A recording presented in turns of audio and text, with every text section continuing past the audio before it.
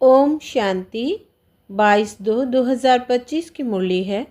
मुख्य रूप से बाबा ने कहा, बाप तुम्हें निश्चय कराते कि मैं तुम्हारा बाप भी हूँ, टीचर भी हूँ, सतगुरु भी हूँ।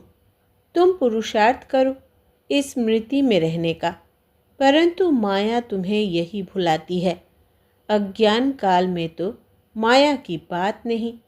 आगे कहा, इस आसुरी छीछी दुनिया से अपनी आंखें बंद कर लेनी है।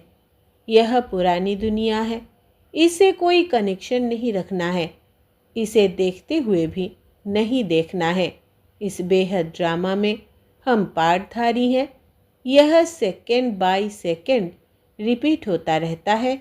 जो पास्ट हुआ वो फिर रिपीट होगा। यह स्मृति में रख हर बात में पास होना है, विशाल बुद्धि बनना है। अब सुनते हैं महावाक्यों को विस्तार से। बाबा ने कहा, मीठे बच्चे, तुम्हें जो बाप सुनाते हैं वही सुनो। आसुरी बातें मत सुनो, मत बोलो। Hear no evil, see no evil. प्रश्न है, तुम बच्चों को कौन सा निश्चय बाप द्वारा ही हुआ है?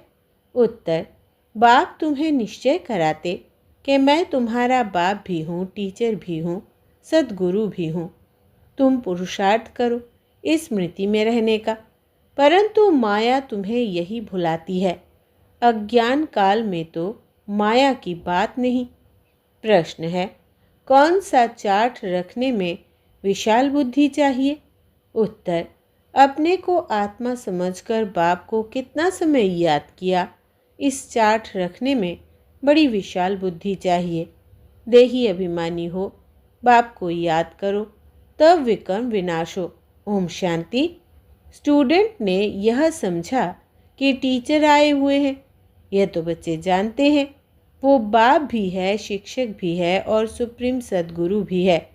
बच्चों को स्मृति में है, परंतु नंबरवार पुरुषार्थ अनुसार। कायदा कहता है, जब एक बार जान गए कि टीचर है अथवा यह बाप है, गुरु है, तो फिर भूल नहीं सकते। परंतु यहाँ माया भुला देती है। अज्ञान काल में माया कभी भुलाती नहीं। बच्चा कभी भूल नहीं सकता कि यह हमारा बाप है, उनका यह ऑक्यूपेशन है। बच्चे को खुशी रहती है, हम बाप के धन का मालिक हूँ। भल खुद भी पढ़ते हैं, परंतु बाप की प्रॉपर्टी तो मिलती है ना। यहाँ तुम बच्चे भी पढ़ते हो और बाप की तुम्हें प्रॉपर्टी भी मिलती है। तुम राजयोग सीख रहे हो, बाप द्वारा निश्चय हो जाता है, हम बाप का हूँ।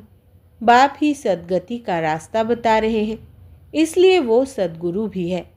यह बातें भूलनी नहीं चाहिए। जो बाप सुनाते हैं वही सुनना है।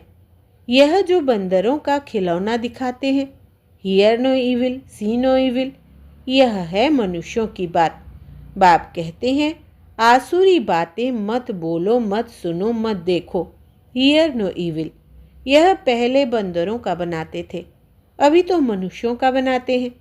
तुम्हारे पास नलिनी का बनाया हुआ है, तो तुम बाप के ग्लानि की बातें मत सुनो। बाप कहते हैं, मेरी कितनी ग्लानि करते हैं, तुमको मालूम है। श्री कृष्ण के भक्त के आगे धूप जगाते हैं, तो राम के भक्त नाक बंद कर लेते हैं। एक दो की खुशबू भी अच्छी नहीं लगती, आपस में जैसे दुश्मन हो जाते हैं। अब तुम हो रामवंशी, दुनिया है सारी रावण वंशी। यहाँ धूप की तो बात नहीं है। तुम जानते हो बाप को सर्वव्यापी कहने से क्या गति हुई है। ठीक कर भीतर में कहने से ठीक कर बुद्धि हो गई है। तो बेहद का बाप जो तुमको वर्षा देते हैं, उनकी कितनी ग्लानि करते हैं। ज्ञान तो कोई में है नहीं, वो ज्ञान रत्न नहीं परंतु पत्थर है। अभी तुम्हें बाप को याद करना पड़े। बाप कहते हैं, मैं जो हूँ, जैसा हूँ, यथार्थ रीति मुझे कोई नहीं जानते। बच्चों में भी नंबरवार है। बाप को यथार्थ रीति याद करना है, वो भी इतनी छोटी बिंदी है। इनमें यह सारा पाठ भरा हुआ है। बाप को यथार्थ रीति जानकर याद करना है, अपने को आत्मा समझना है। भल हम बच्चे हैं, परंतु ऐसे नहीं कि बाप की आत्मा बड़ी हमारी छोटी है। नहीं, भल बाप नॉलेजफुल है, परंतु आत्मा कोई बड़ी नहीं हो सकती। तुम्हारी आत्मा में भी नॉलेज रहती है, परंतु नंबरवार। स्कूल में भी नंबरवार पास होते हैं ना। 0 मार्क कोई की नहीं होती, कुछ न कुछ मार्क्स ले लेते हैं।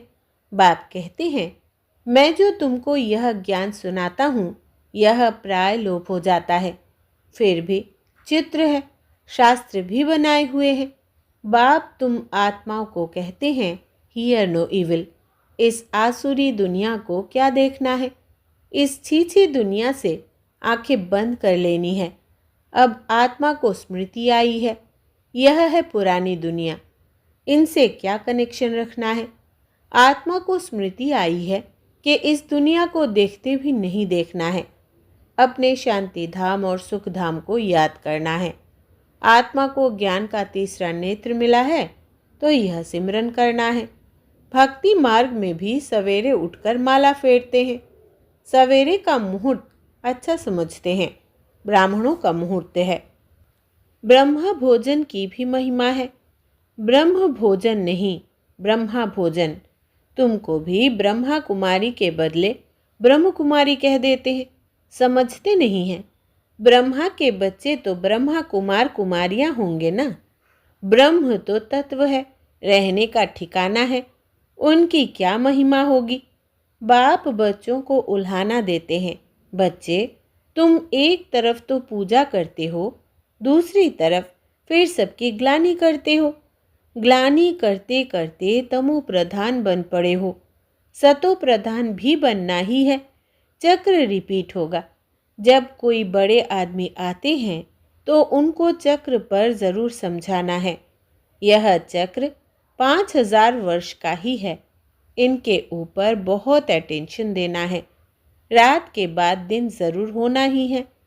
यह हो नहीं सकता कि रात के बाद दिन ना हो।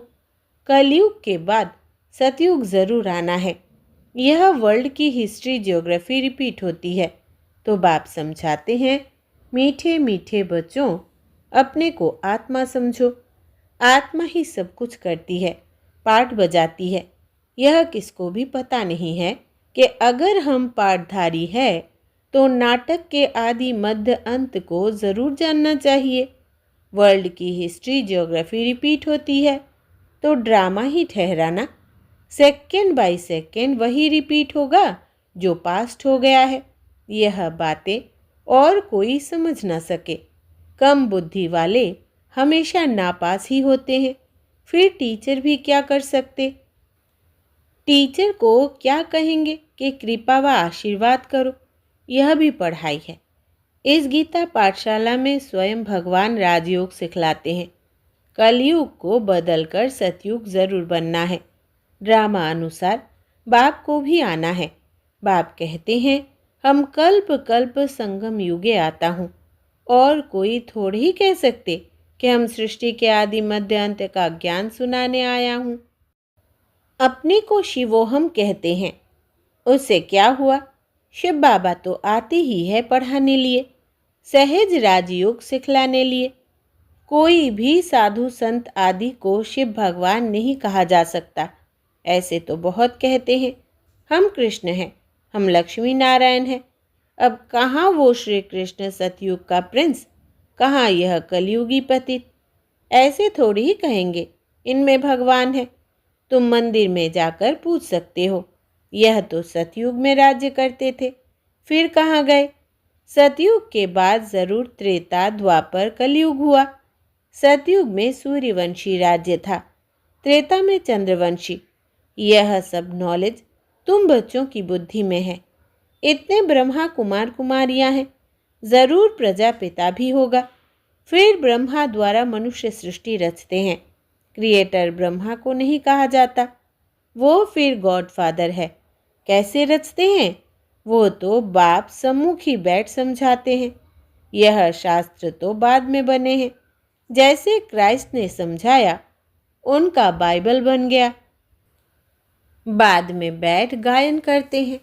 सर्व का सद्गति दाता, सर्व का लिबरेटर, पतित पावन एक बाप गाया हुआ है। उनको याद करते हैं कि हे गॉड फादर रहम करो। फादर एक होता है, यह है सारे वर्ल्ड का फादर। मनुष्यों को पता नहीं है कि सर्व दुखों से लिबरेट करने वाला कौन है। अभी सृष्टि भी पुरानी, मनुष्य भी पुराने तमो प्रधान है। यह है ही iron aged world. Golden age था ना, फिर होगा ज़रूर। यह विनाश हो जाएगा, वर्ल्ड वॉर होगी, अनेक कुदरती आपदाएं भी होती है। समय तो यही है। मनुष्य सृष्टि कितनी वृद्धि को पाई हुई है। तुम तो कहते रहते हो भगवान आया हुआ है। तुम बच्चे सभी को चैलेंज देते हो कि ब्रह्मा द्वारा एक आदि सनातन देवी देवता धर्म की स्थापना हो रही है। ड्रामा अनुसार सब सुनते रहते हैं, दैवी गुण भी धारण करते हैं। तुम जानते हो हमारे में कोई गुण नहीं था। नंबर 1 अवगुण है काम बेकार का, जो कितना हैरान करता है। माया की कुश्ती चलती है, ना चाहते भी माया का तूफान गिरा देता है। आयरन एज तो है ना, काला मुंह कर देते हैं, सावरा मुंह नहीं कहेंगे। श्री कृष्ण के लिए दिखाते हैं, सर्प ने डसा तो सांवरा हो गया। इज्जत रखने के लिए सांवरा कह दिया है।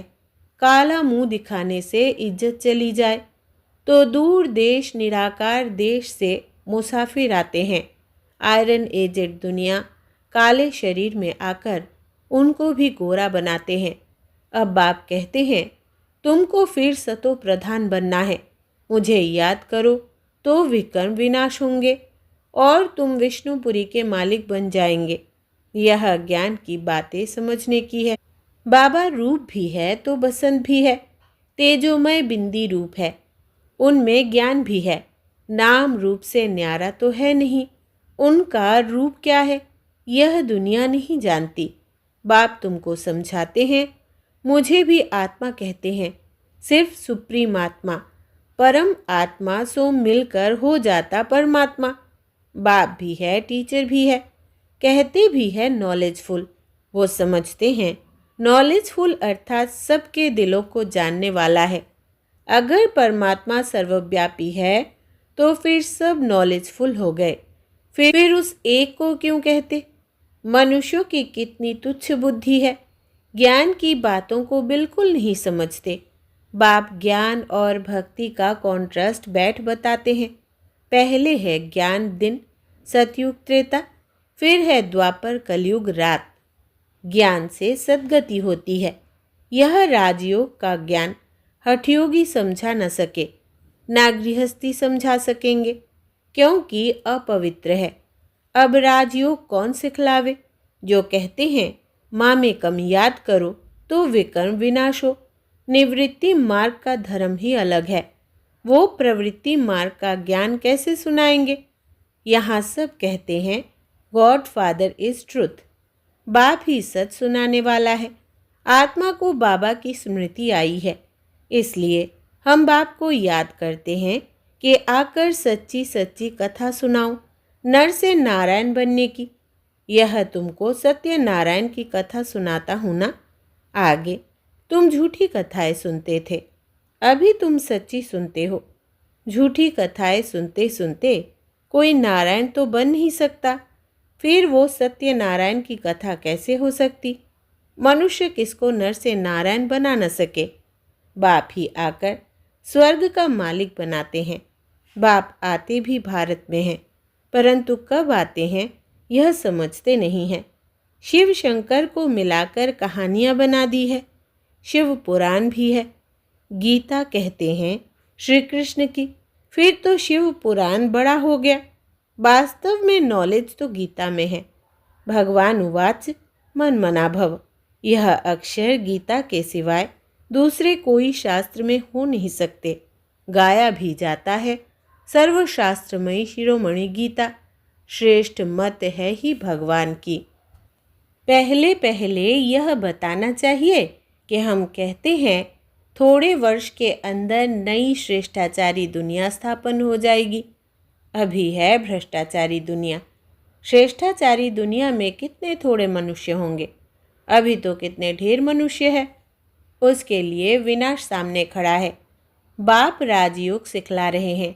वर्षा बाप से मिलता है, मांगते भी बाप से है। कोई को धन जास्ती होगा, बच्चा होगा, कहेंगे भगवान ने दिया। तो भगवान एक हुआ ना, फिर सब में भगवान कैसे हो सकता। अब आत्माओं को बाप कहते हैं मुझे याद करो। आत्मा कहती है हमको परमात्मा ने ज्ञान दिया है, जो फिर हम भाइयों को देते हैं। अपने को आत्मा समझकर बाप को कितना समय याद किया। इस चार्ट रखने में बड़ी विशाल बुद्धि चाहिए। देही अभिमानी हो, बाप को याद करना पड़े तब विकर्म विनाश हो। नॉलेज तो बड़ी सहज है, बाकी आत्मा समझ बाप को याद करते अपनी उन्नति करनी है। यह चार्ट कोई विरले रखते हैं। देही अभिमानी हो, बाप की याद में रहने से कभी किसको दुख नहीं देंगे। बाप आते ही है सुख देने, तो बच्चों को भी सबको सुख देना है, कभी किसको दुख नहीं देना है। बाप की याद से सब भूत भागेंगे। बड़ी गुप्त मेहनत है। अच्छा, मीठे मीठे सिकिलधे बच्चों प्रति माता पिता बाप दादा का याद प्यार और गुड मॉर्निंग। रूहानी बाप की रूहानी बच्चों को नमस्ते।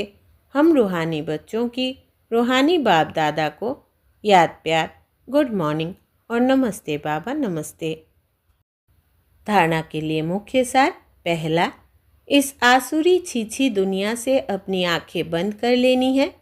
यह पुरानी दुनिया है, इससे कोई कनेक्शन नहीं रखना है, इसे देखते हुए भी नहीं देखना है।